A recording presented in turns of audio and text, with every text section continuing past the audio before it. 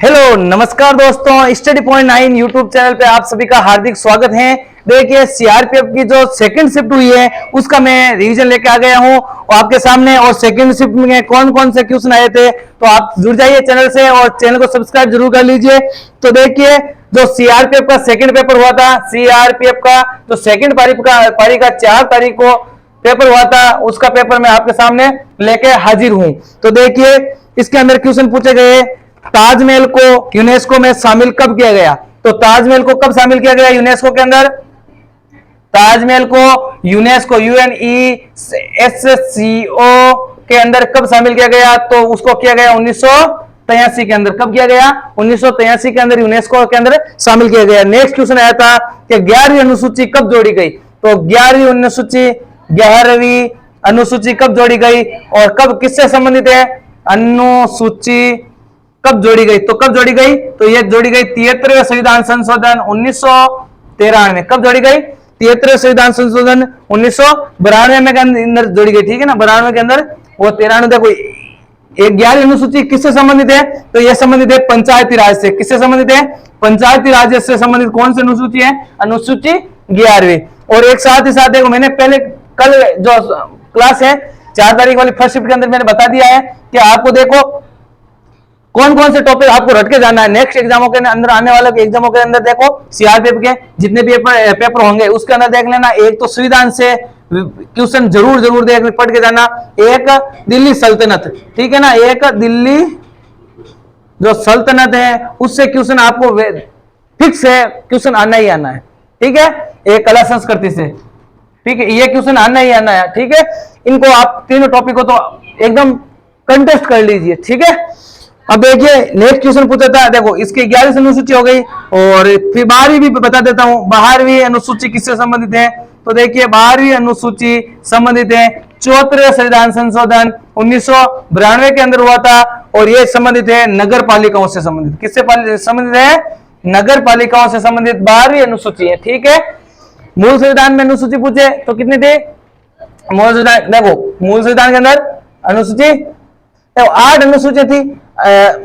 ठीक है, और इनमें से 9वीं 10वीं 11वीं 12वीं जोड़ी गई, जैसे 10वीं अनुसूची दल बदल से संबंधित है। इस प्रकार से देखो नेक्स्ट क्वेश्चन आया था, सिंधु घाटी सभ्यता में जूते खेत के प्रमाण कहां पे मिले। तो आप सभी को पता होगा राजस्थान के कालीबंगा, जो कालीबंगा पुरातात्विक स्थल है, कालीबंगा पुरातात्विक स्थल है, वहां पे आप सभी को पता होगा जूते हुए खेत के प्रमाण मिले थे। ठीक है, आप अभी देखो इससे पहले जो 3 तारीख का पेपर हुआ था उसके अंदर पूछा गया था लोथल के बारे में। ठीक है ना, लोथल जो यदि जैसे जो हड़प्पा सभ्यता का सबसे बड़ा बंदरगाह कौन सा है तो वो कौन सा हो जाएगा? लोथल है। ठीक है, ये इसका सही आंसर हो जाएगा। उस प्रकार से ये पुरातात्विक स्थल से एक क्वेश्चन आ रहा है फिक्स है। राखी गढ़ी जैसे 4 तारीख को फर्स्ट शिफ्ट के अंदर, थर्ड शिफ्ट के अंदर आया था, जो अभी लेके आऊंगा वापस से रिवीजन। ठीक है ना, उसके अंदर एक पूछा था 4 तारीख को थर्ड शिफ्ट के अंदर कि राखी गढ़ी राखी गढ़ी का पूछा था। ठीक है, अरे रेगुर मिट्टी का दूसरा नाम क्या है? आप सभी को पता होगा रेगुर मिट्टी का दूसरा नाम रेगुर मिट्टी। और ये किस फसल के लिए फायदेमंद है? तो इसके अंदर सबसे ज्यादा खेती होती है कपास की खेती के लिए, वो बहुत उपजाऊ जमीन है। ठीक है, और रेगुर मिट्टी को क्या कहा जाता है? तो काली मृदा कहा जाता है। क्या कहा जाता है? काली मृदा कहा जाता है रेगुर मिट्टी को। तो यही आंसर आपको करना था, काली मृदा। नेक्स्ट है, किस राज्य में दक्षिण पूर्व मानसून से वर्षा कम होती है? तो दक्षिण पूर्व मानसून से देखिए साथियों, जैसे ये भारत है और ये भारत है, और भारत के अंदर आप सभी को पता होगा इधर से मानसून ये आगे आपके भूमध्य रेखा, और भूमध्य रेखा से और ये आ गई करग रेखा, ये आ गई करग रेखा। ठीक है, करग रेखा यहाँ 8 राज्यों से गुजरती है। अब देखिए यहाँ से जब भी मानसून आता है तो इस प्रकार से आता है।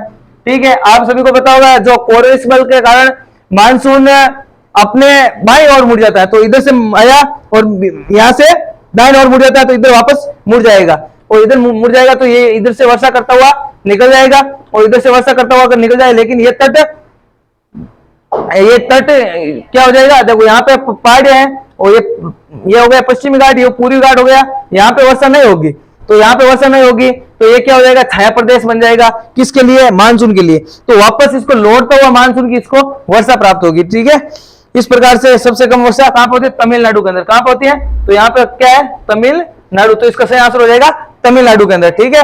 और आम्र वर्षा होती है मानसून से, ठीक है। देखो नेक्स्ट क्वेश्चन आया था, उत्तर भारत में 1973 में कौन सा आंदोलन हुआ था? तो 1973 के अंदर कौन सा आंदोलन हुआ था? तो आंदोलन हुआ था चिपको आंदोलन। कौन सा आंदोलन? चिपको आंदोलन। कब हुआ था? तो 1900 चिपको आंदोलन कब हुआ था? 1973 को। कब हुआ था? 1973 को चिपको आंदोलन हुआ था, ठीक है। देखो अभी चलते हैं नेक्स्ट कौन से क्वेश्चन है कि नेक्स्ट क्वेश्चन है बेरन द्वीप कहां पे स्थित है? तो बेरन द्वीप आप सभी को पता होगा, भारत की यदि पूछे एकमात्र सक्रिय ज्वालामुखी कौन सी है तो बेरन द्वीप की है, ठीक है। कौन सी है? बेरन द्वीप है जो एकमात्र सक्रिय ज्वालामुखी है। भारत की एकमात्र सक्रिय ज्वालामुखी कौन सी है? तो वो है बेरन द्वीप। और बेरन द्वीप कहां पे स्थित है? तो बेरन द्वीप है अंडमान निकोबार द्वीप के अंदर। कहां पे है? अंडमान निकोबार द्वीप के ऊपर स्थित है बेरन द्वीप, और जो भारत की एकमात्र सक्रिय ज्वालामुखी है। और यही पूछा था बेरन द्वीप कहां पे स्थित है, तो अंडमान निकोबार, इसका सही आंसर हो जाएगा। नेक्स्ट पूछा था भारत में केंद्रीय अंतरदेशीय जल परिवहन निगम लिमिटेड की जो स्थापना हुई वो कब हुई? तो कब हुई थी? 1967 के अंदर जो हुई थी। यह क्वेश्चन तो थोड़ा डीपली गए चले गए, ठीक है ना। कि भारत में केंद्रीय जो अंतरदेशीय जल परिवहन निगम है उसकी स्थापना हुई 1967 के अंदर हुई थी। एक क्वेश्चन आया था रजिया सुल्तान से। देखो एक ये सीआरपीएफ है ना, ये रजिया सुल्तान इसके बारे में इसके चारों ओर ही घूम रहा है।